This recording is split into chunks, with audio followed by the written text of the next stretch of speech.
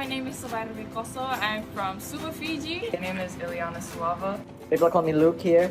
I come from New Zealand. The United States. I'm from Malaysia. I was born and raised in Japan. And I am Fijian Patong.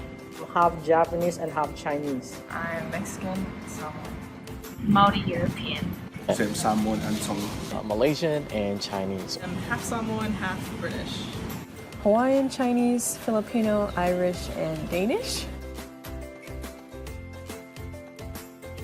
Someone comes up to me and asks me what I am. I just tell them, oh yeah, my mom's from Mexico and my dad's from Samoa. I just say I'm Maori. White, kind of. Yeah, I guess it depends.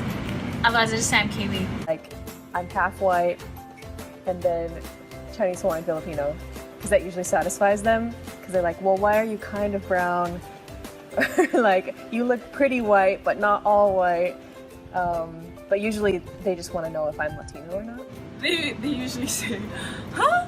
But why are you so fair? I'm like, oh, it's because my mom's Tongan and my dad's Fijian. So, oh, I've never met a half Tongan and a half Fijian. I'm like, oh, yeah, I'm one of them.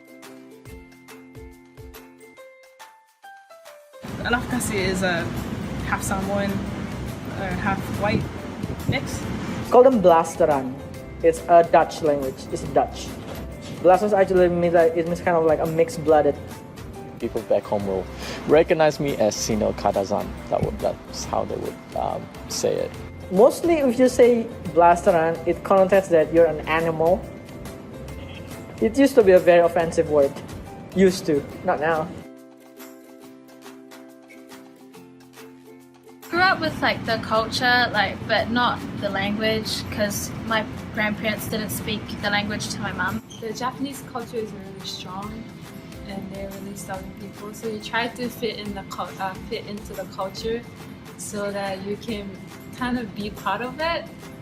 So I would just kind of pretend that I don't really have a Maori side, but more focus on the Japanese side. My mom would tell me stories, like I would ask it because I was so interested in legends and myths when I was younger. Then she would talk to me and tell me stories about like Tonga and stuff. But then when it came to the culture in general, all I knew was the Taubala just made her Tongan. That was it. Like, the main culture in my house was actually Japanese, because my dad grew up that way. And so, like, we would eat Japanese food every Sunday and like talk about Japanese holidays. As well, I would say Hawaiian. Because my dad lived in Hawaii for a while. I had like equal exposure to both cultures. Like food-wise, like my mom, well, mostly my mom's food. My mama's the one that cooks, so I'm more exposed to her kind of food. But then when we go to like big Samoan gatherings, like best believe I'll be all over that that Samoan food. My parents come from like totally opposite cultures. Like you got British, like kind of like refined, reserved. You kind of keep all your feelings on the inside, and then you have Samoans, which are loud, obnoxious, fun, like the opposite. My dad will always teach me, you have to use a proper chopstick. You cannot do it like this, you have to like that. You're Chinese, be Chinese, speak Mandarin, like that. Oh, but when my mom's at home, like, hey, like, you were born from me, like, you're Japanese. So I have to wear a kimono and a hakama at home. So it depends on who's at home. I've just always been proud Samoan Tongan. Like, I never saw a distinction between like my Samoan cousins, my Samoan side. You know, they were. Some of them would say, "Oh no, he's more Tongan." You know, he goes to the Tongans more. He goes to his Tongan side more. But for the Tongans, it was the opposite. They would say, "Oh no, he's more Samoan." Like you always go to your Samoan side. You always rep your Samoan side. You know, you're always dancing in Samoan section for maydays. You know, cultural performances and stuff like that. So that didn't really faze me, but then it did make me think like, shoot, am I? You know, I would always question myself. I think the disadvantage is that your identity is constantly challenged by everyone, even people who are not even from your cultures. You still get those comments like, oh, do you speak the language? No? Okay, you're not Tongan, or you're not someone, you know. Even growing up, I'd have like a Mexican girl, and I would tell her, oh, I'm Samoan. She's like, you're not Samoan. And I'm like, how would you know? You're Mexican. I always felt like I was kind of not Maori enough. But that's not how they saw me, but that's just how I thought they saw me. Like I was just kind of like this white kid. Most of them, you know, they mean it as a joke, but I mean, there's always truth to jokes. Like, you're not Fiji. I was like, excuse me, I grew up in Fiji. I ate, I slept, I talk like one. Okay, my accent is one. I don't care what you think of me. I'm Fijian. If you call me plastic, I never heard that word until I came here. I'm like, plastic? I'm not made for plastic. Some Mexican friends like from Mexico, and they were like super psyched. They're like, what? You're Mexican and Samoan? Like, I never heard of that. Like, girl, you're Latina. Like, let's go. And then I was like, oh yeah. I thought they were gonna be like, look at this giant girl over here. Like, she thinks that she's Mexican, but they were like really accepting. If they find out that I'm Hawaiian, they'll be like, oh, like, why don't you ever talk about it? I'll be like, well, because I'm plastic, and like, I don't know. I just don't feel like I have the credibility. Like, I'm fair skin. Hey, you're not Indonesian. You can't belong in our community. If I go to the Chinese culture, man, you don't look Chinese. I know you speak Mandarin, but you don't look like us. Like, you're more Japanese by face. No, you can't play with us.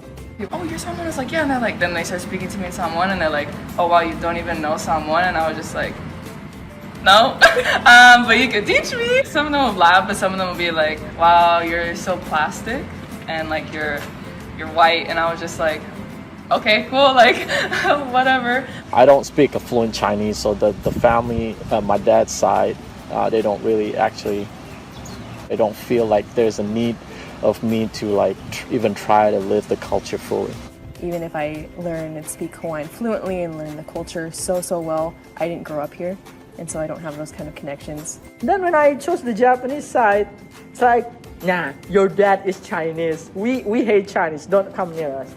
So it's kind of hard to fit into any of them. There's like the poly kids that all hang out, the Asian kids that all hang out, and the white kids that all hang out. But I feel like I haven't been fully accepted by any of those groups, and I can kind of like bounce around, and I have friends in all those groups, but I'm not poly enough to be with all the polys. I'm not Asian enough to be with all the Asians, and I'm not white enough to be with all the white kids. Oh, it's because you're not really Fijian. I'm like, bruh. My dad's a culture specialist. He didn't even teach me the culture, you know? Like, he only taught me bits and pieces, and he wanted me to learn the culture from my own desire. I can tell when some of them are just joking, which is fine because that's how the Polynesian culture is, like having fun, joking. So I joked back, but then there were some instances like really rare here, because you know BYU-Hawai'i is all about embracing different cultures, but it's very rare where I see people really being judgmental and like looking, like not being open to when I ask them questions. They're like kind of closing me off, kind of thing. Taught me how to fight like my brother. I feel like it changed me when I served mission, because I served in New Zealand. So when I came back, I feel like I connected more with Maori people and also people from New Zealand or Australia more than before my mission. I don't know, everyone said my Maori side is coming out more by participating and trying to, you know, be part of the group. I remember my first culture night, like, I was like a little freshman. I had like not a lot of friends, but going to like the Samoan culture nights and like feeling like I was involved in something. And I remember just like I was practicing like in the rain, like all the Samoan dances, and it made me feel like, man, I'm getting something. Like I feel like I'm connecting with something. Another amazing experience when I went to Mauna Kea last year, and I went with some friends, and none of them were Hawaiian, none of them were even poly, but we all really wanted to go to Mauna Kea. And we got there, and one of my other friends, we were talking to the kapuna, and my friend was like, yeah, she's Hawaiian. And like, I immediately was like, oh my gosh, no, why did you say that? Like, now I'm gonna have to like prove it. And they'd be like, well, no, because you look Latina. I don't know, I just felt so scared to just, like try to have to prove, I guess, that I was Hawaiian. But here I was on Mauna Kea, like in one of the most sacred places in Hawaiian culture, surrounded by these Hawaiian elders. Like, it was the most beautiful thing ever, and they accepted me. And like, they didn't ask me questions about where I was from or what my last name was or anything like that. Like, they just immediately like, oh yeah, you're one of our people. And so that was I feel like that was the moment where I was able to accept for myself, like, I am Hawaiian. This is a part of who I am, and I can own this. Like, I don't have to be ashamed. Like, I can say that I'm a part of this. When anyone accepts me as a Hawaiian or a part Hawaiian, like it makes my world. And so I remember every time it happens really, really well. I can think of a few Samoans who, like, from the beginning, they just made me feel like accepted. They never made comments about me being fake or whatever. The first one that comes to mind is Tasha Alongo, Becca Toleafoa.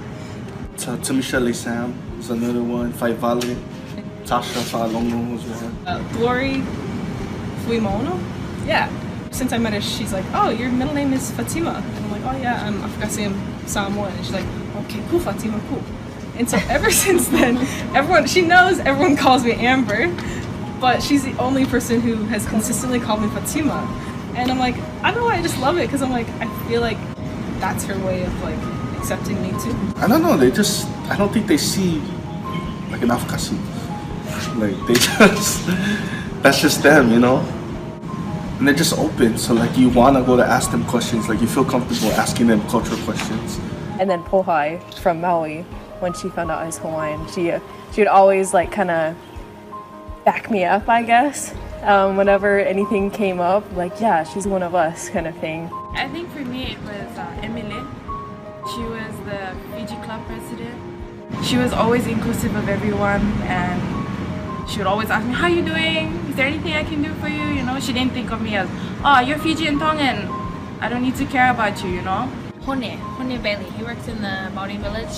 Because I'd never done any kind of cultural performances in my life, I learned at the village. Every time I would say, oh, I learned how to do this, he'd be like, wow, that's really great job. And even when he would talk about other people who I thought were kind of not very good at it, like they were just learning, he just said they're learning, and that's sort of, and so I kind of felt whatever I did within the culture, I felt sort of accepted by it. So. As his professor, he's my Aikido sensei. He's Chinese, but it's like doing this Japanese martial arts, right? So I train under him. He's like the one that said like, hey, like I'm full Chinese, you know how Chinese I am, but I embrace the Japanese culture. If someone can embrace other people's culture, why cannot I accept you and embrace you as my student?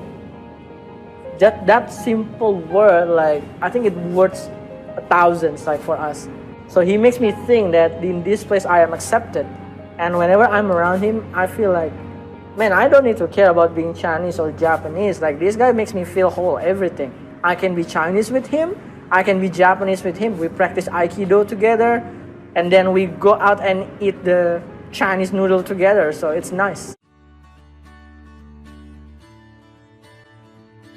I love being mixed. Yeah, it has its downsides, but at the end of the day, I love being mixed. Oh, I like everything about it. Not everything. I know there's some things that are like disadvantages, but it's awesome. Like, I can claim both sides. I mean, that's the biggest thing for me.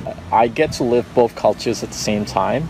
You can relate to the white folks for me and the Māoris. For example, I get to celebrate certain holidays that most people don't get to do it. I get to learn the languages as well. Someone telling me they're proud people. So like I get to tap into that. It took a while for me to really like see like how much of a blessing it is, because you know, not being fully accepted in either one. But there's also an advantage. It's such a blessing because then you are more open to like other things because you grew up with two different things rather than just one. It's just like, not saying like if I was just full Samoan, like I'm closed off, no. But like you just have more experiences where you have to experience both. Like you can't just experience one. I feel like it doesn't hold you to just one group of people.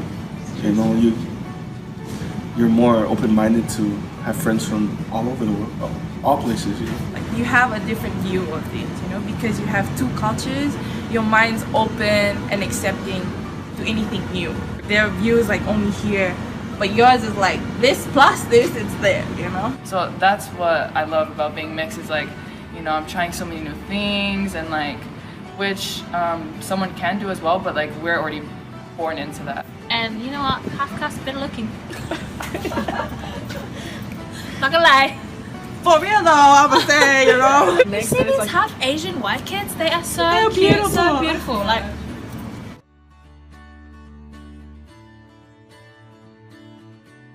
You just have to realize that you yourself is unique, and people just have to accept that, and then they just have to accept who you are. And there's no need for you to change who you are just so that you can fit in with the people around you. Like, own it, like, you know, your part, whatever your part, just own it, because not many individuals are mixed. And so if you feel like you need to be accepted by other people, then that's what's gonna hurt you the most. Cliche would say, who cares? Just be yourself. Don't even try to find your identity, because at the end of the day, what makes you, it's you. I feel like being mixed is just so complicated, and it's still something that I'm learning how to deal with and to do it right. Honestly, it's gonna take work. I think that's the biggest thing for Afkasis is that, you know, we just think that our blood is kind of the key to to fitting in, you know, and it should be. I mean, that should be a factor, but you gotta show, you know, you have to go out of your way to show that you want to connect to the culture. And so when you show and you make that effort to connect back to your roots, you know, sure, they're 150%, you know, supportive. Like, well, I'm Samoan, so you should just accept me. That's not that's not how you go about it. You've got to be humble. I mean, they're scared to put themselves out there. You know, they don't want to be seen as a plastic. I mean, by default, we are already. So who cares? Like, you know, now's a chance to kind of, you know, kind of build your cultural side. Just be yourself and put yourself out there. There'll be people attracted to you. And sometimes when you're like left out by your own ethnic group, it hurts. But then because of that, I was able to mingle with other people, like with the Samoans, with like a girl who's Jamaican. To be honest with you, I really like my culture, both Chinese and Japanese. But at the same time, you know, it's the time that you can embrace other people. It doesn't always need to be your culture that is the center of your ideology. They don't accept you, they don't accept you. Go to other people. You can't be accepted by everyone.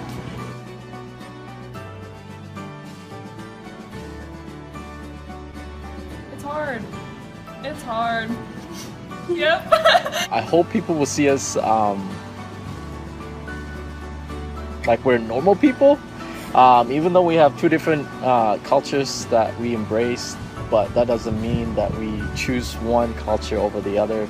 On top of that, like, we're already trying to figure out who we are, and we already have other things, so like the least you can do, or anyone can do, is, you know, be mean to someone. We have feelings. Yes. Have feelings. No, culture is important, and that's part makes it who you are.